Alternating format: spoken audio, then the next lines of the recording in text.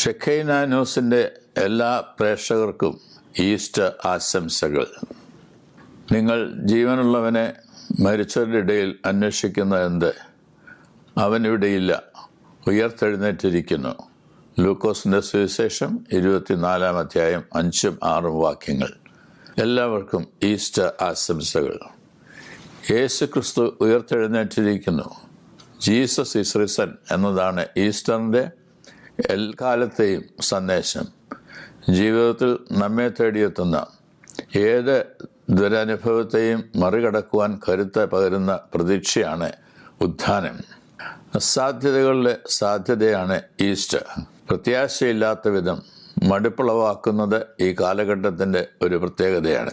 പല കാരണങ്ങളാൽ ഇന്ന് പ്രതീക്ഷ നഷ്ടപ്പെട്ട മനുഷ്യരാണ് അധികവും കാണുന്നത്. ലഹരിയും കയ്യേറ്റങ്ങളും കടക്കണിയും യുദ്ധവും ഭീകരവാദവും പലായനങ്ങളും ജാതിയുടെയും നിറത്തിൻ്റെയും പേരുള്ള വേർതിരിവുകളും മതത്തിൻ്റെയും സ്വത്തുടമസ്ഥതയുടെയും പേരുള്ള തർക്ക വിതർക്കങ്ങളും നിയമ പോരാട്ടങ്ങളും പണ്ടത്തേക്കാൾ ഇന്ന് വർദ്ധിച്ചിരിക്കുന്നു. ഒറ്റയ്ക്കും കൂട്ടായും ആത്മഹത്യകൾ പെരുകുകയാണ്. ജീവിതം വേണ്ട എന്നും ജീവിതത്തിൽ തോറ്റുപോയെന്നും പറഞ്ഞ് പടിയിറങ്ങുകയാണ് പലരും. ഇനി സാധ്യതയില്ല എന്ന് ലോകം പറയുമ്പോൾ ദൈവത്തോട് ചേർന്ന് ഇനിയും പുത്തൻ സാധ്യതയുണ്ട് എന്നാണ് ഉത്ഥാനം നമ്മോട് പറയുന്നത്. മരിച്ചുവെന്ന് എല്ലാവരും വിധി എഴുതിയപ്പോഴും അത്ഭുതകരമായ ഒരു മടങ്ങിവരവാണ് യേശുവിൻ്റെ ഉത്ഥാനത്തിലൂടെ സാധ്യമായത്. ദൈവത്താൽ അസാധ്യമായ ഒന്നും തന്നെയില്ല. ശ്മശാനത്തിനപ്പുറവും ജീവന സാധ്യതയുണ്ട്. ലോകത്തിൻ്റെ അസാധ്യതകളിലെ ദൈവത്തിൻ്റെ സാധ്യതയാണ് ഉയർത്തെഴുന്നേൽപ്പ്. ഏത് പ്രതിസന്ധിയെയും നേരിടുവാനും അതിജീവിക്കുവാനും ഉയർപ്പ് നമ്മെ പ്രാപ്തരാക്കുന്നു.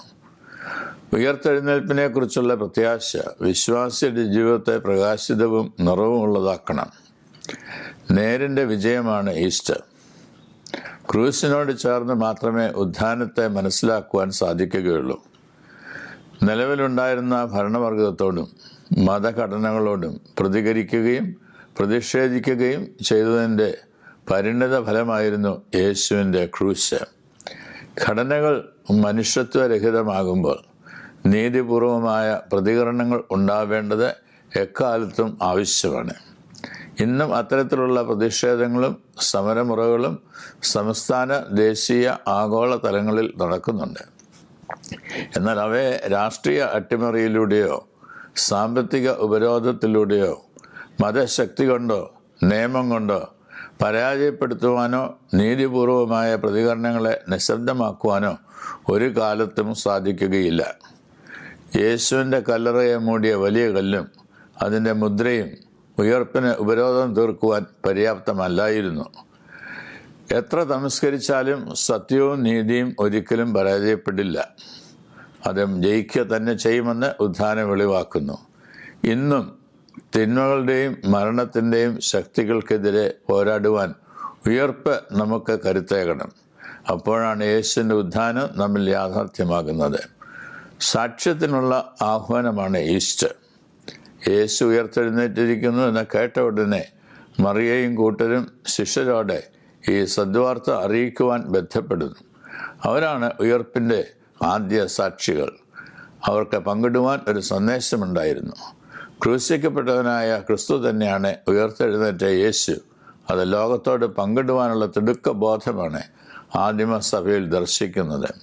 ഓരോ ഉയർപ്പും സാക്ഷ്യത്തിനുള്ള ആഹ്വാനമാണ്. ഉയർത്തെഴുന്നേറ്റ ക്രിസ്തുവിനെ നാം അനുഭവിച്ചറിയണം. അനുദിന ജീവിതത്തിൽ വാക്കിലൂടെ, പ്രവൃത്തിയിലൂടെ, പങ്കിടലിലൂടെ, പൊതു ഇടപാടുകളിലൂടെ നാം എല്ലാവരും സാക്ഷ്യമുള്ളവരാകണം. സഭയെ ക്രിസ്തു നിയോഗിച്ചാക്കുന്നതും നിങ്ങൾ ഭൂമിയുടെ അറ്റത്തോളം എൻ്റെ സാക്ഷികളാകുവാൻ എന്ന ആഹ്വാനം ചെയ്തുകൊണ്ടാണ്. ഈ സാക്ഷ്യത്തിന് തുടർച്ചയാണ് ദൈവം സഭയിലൂടെ ആഗ്രഹിക്കുന്നത്. സഭ ഉയർപ്പിൻ്റെ സാക്ഷ്യ സമൂഹമാണ്. ഈസ്റ്റർ കേവലം വർഷത്തിലൊരിക്കൽ അന്തോ നോമ്പിൻ്റെ അവസാന ദിനം മാത്രം ആഘോഷിച്ച് അവസാനിപ്പിക്കാനുള്ളതല്ല. അനുദിനം നമ്മുടെ ജീവിതത്തിൽ അനുഭവവേദ്യമാക്കേണ്ടതാണ്. അസാധ്യതകൾ സാധ്യതയായി, നേരിൻ്റെ വിജയമായി, സാക്ഷ്യത്തിൻ്റെ പ്രേരക ശക്തിയായി ഉത്ഥാനം നമ്മെ നയിക്കട്ടെ എന്ന് പ്രാർത്ഥിക്കുന്നു. ഏവർക്കും ഒരിക്കൽ കൂടി ഈസ്റ്റർ ആശംസകൾ നേരുന്നു.